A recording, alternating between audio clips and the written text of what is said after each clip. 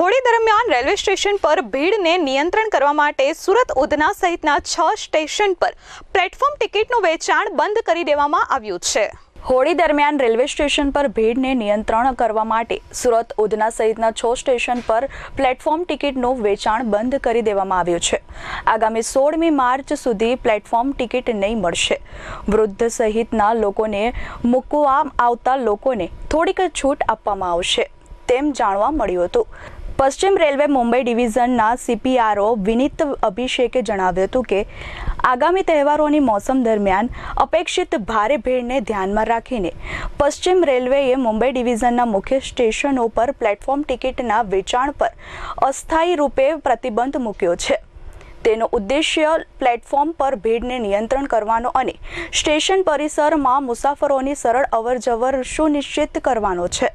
તાત્કાલિક અસરથી લાગુ કરાયેલા પ્લેટફોર્મ ટિકિટના વેચાણ પરનો પ્રતિબંધ 16 માર્ચ સુધી અમલમાં રહેશે। તે જ સમયે વરિષ્ઠ નાગરિકો, વૃદ્ધો, મહિલા મુસાફરો વગેરેને મદદ કરવા આવતા લોકોને થોડી છૂટ આપવામાં આવી છે જેથી તેમની મુસાફરી સરળ બની શકે।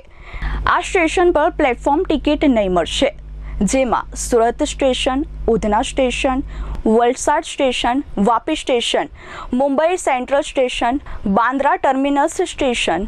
Bureau report S24 news, Surat.